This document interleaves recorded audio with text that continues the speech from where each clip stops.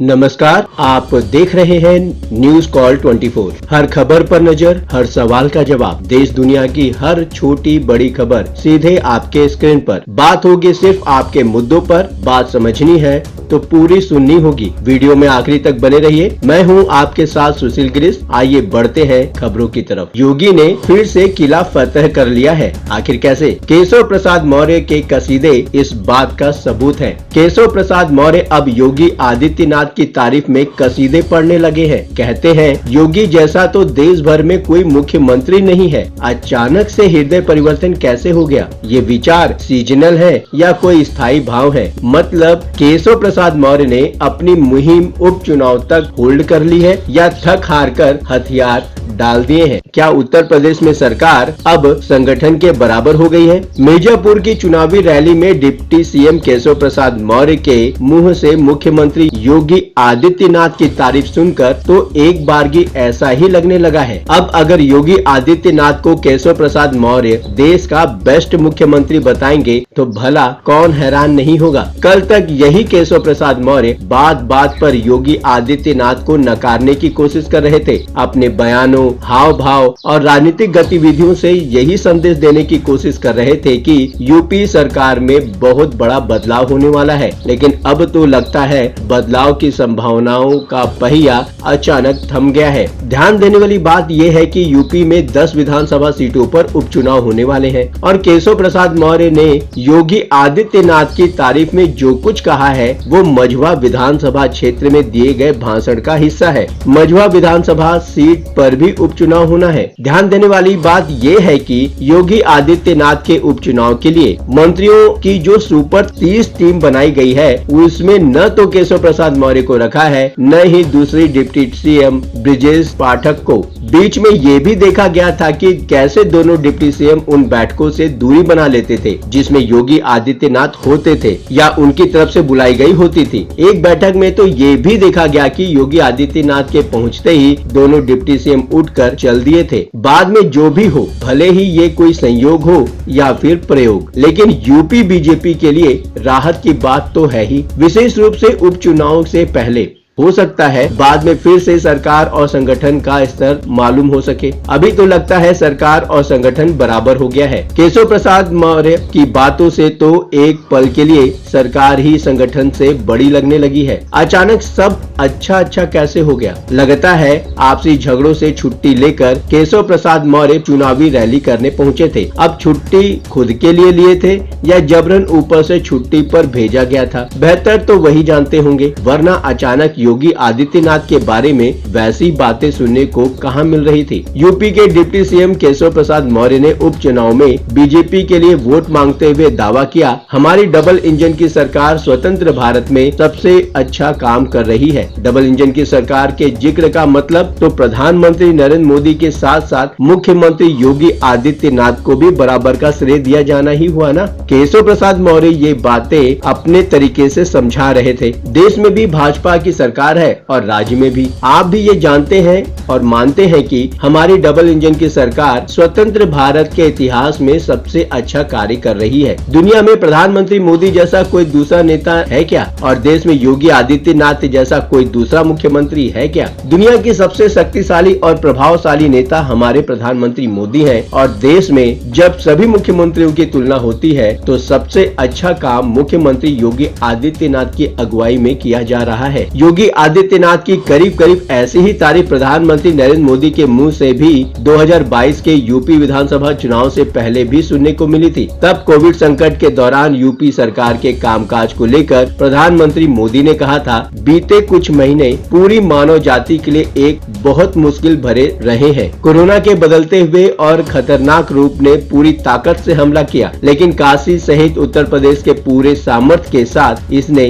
बड़े संकट का मुकाबला किया। बोले उत्तर प्रदेश, जिसकी आबादी दुनिया के बड़े बड़े देशों से भी ज्यादा हो, उस यूपी ने जिस तरह कोरोना की सेकेंड वेव को संभाला वह अभूतपूर्व है। आपको ध्यान होगा कि तब भी योगी आदित्यनाथ को लेकर वैसी ही बातें चल रही थी जैसी हाल फिलहाल सुनने को मिल रही थी। तब से आशय उस समय से है जब गुजरात कैडर के पूर्व नौकरशाह अरविंद शर्मा को दिल्ली से लखनऊ भेजा गया था। वीआरएस के बाद फटाफट उनको विधान परिषद भेज दिया गया और उनको डिप्टी सीएम तक बनाए जाने की चर्चा होने लगी थी। उन दिनों कोविड संकट को ठीक से नहीं संभाल पाने के कारण योगी आदित्यनाथ बीजेपी में ही अपने विरोधियों के निशाने पर आ गए थे। तब अरविंद शर्मा को वाराणसी की कमान दी गई थी और वो मुख्य तौर पर पीएमओ को रिपोर्ट करते थे। सीएमओ के साथ तो रहस्यमयी अदायगी होती थी। तब कई मंत्रियों और नेताओं ने भी शिकायत पत्र लिखे थे। हालांकि पत्रों में काम न करने का आरोप अफसरों पर लगाया जाता था, लेकिन हकीकत तो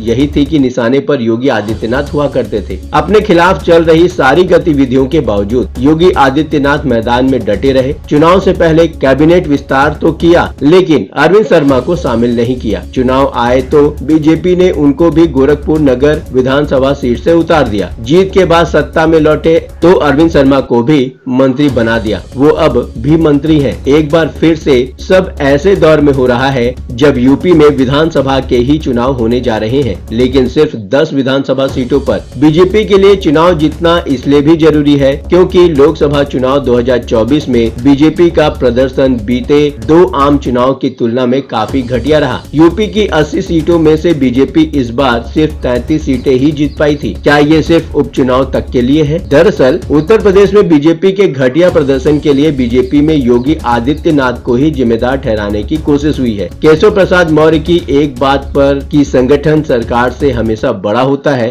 बवाल भी इसलिए मचा था और बवाल भी इसलिए हो रहा था कि केशव प्रसाद मौर्य नहीं बल्कि योगी आदित्यनाथ अकेले नजर आने लगे थे। ये भी साफ साफ लग रहा था कि केशव प्रसाद मौर्य की अपनी भड़ास तो है ही, केंद्रीय नेतृत्व भी भरपूर हवा दे रहा है। केशव मौर्य के तेवर तो लखनऊ की बैठक में ही तेज हो रहे थे जब बीजेपी अध्यक्ष जेपी नड्डा भी मौजूद थे। दिल्ली में जेपी नड्डा से मुलाकात के बाद तो जैसे आक्रामक ही हो गए थे। योगी आदित्यनाथ अपने खिलाफ चल रही सारी साजिशों और बयानबाजी से बेपरवाह दिखे और काउंटर में जो कहा वो भी बड़ा हमला था जिसके दायरे में जेपी नड्डा भी आ रहे थे। योगी आदित्यनाथ ने समझा कि चुनावों में बीजेपी का जो हाल हुआ है उसका कारण अति आत्मविश्वास का हो जाना है। ये बात सीधे सीधे तो नहीं, लेकिन जेपी नड्डा के आरएसएस को लेकर दिए गए बयान से जोड़कर देखें तो आसानी से समझ में आती है। लोकसभा चुनाव में पहले जेपी नड्डा का एक बयान काफी चर्चित रहा है कि बीजेपी को अब आरएसएस की जरूरत नहीं है, यानी मोदी के नेतृत्व में वो खुद मुख्तार वाली हैसियत में पहुंच चुकी है। बीजेपी अध्यक्ष के इस बयान का असर चुनाव के दौरान ही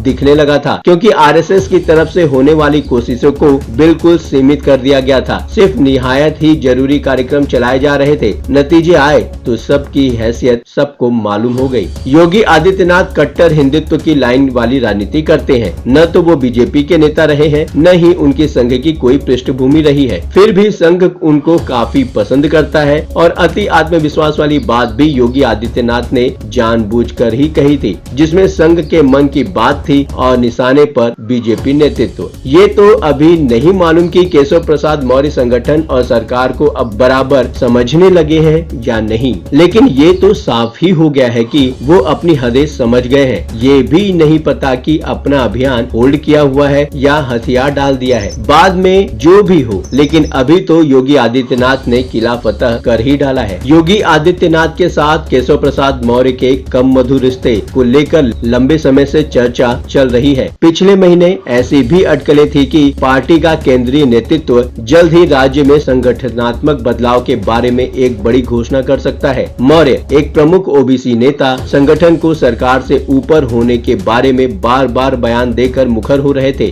उन्होंने भाजपा कार्यकर्ताओं की एक बैठक में कहा था, पार्टी संगठन सरकार से बड़ा है और कोई भी संगठन से बड़ा नहीं है। उनके आउटरीच प्रयासों और सार्वजनिक बयानों की व्याख्या योगी आदित्यनाथ को निशाना बनाने के एक सूक्ष्म तरीके के रूप में की गई। उन्होंने दिल्ली में केंद्रीय नेतृत्व से भी मुलाकात की थी, जिससे अटकलों को और भी हवा मिल गई थी। फिलहाल केशव प्रसाद मौर्य ने जिस किसी भी कारण से जमकर की है योगी आदित्यनाथ की तारीफ, इसके पीछे के कारण क्या है ये वो स्वयं जानते हैं। आपको क्या क्या लगता है? अपने विचार हमें कमेंट कर प्रतिक्रिया जरूर दें। अभी तक आपने न्यूज कॉल 24 को सब्सक्राइब नहीं किया है तो देर किस बात की? न्यूज कॉल 24 को अभी सब्सक्राइब करके ज्वाइन करें, चैनल को फॉलो करें। नई वीडियो का टाइमली नोटिफिकेशन पाने के लिए नोटिफिकेशन में जाकर ऑल का ऑप्शन दबाना बिल्कुल न भूलें। लगातार खबरों के लिए बने रहिए न्यूज कॉल 24 के साथ। आपसे मुलाकात होगी इसी चैनल पर। तब तक के लिए नमस्कार।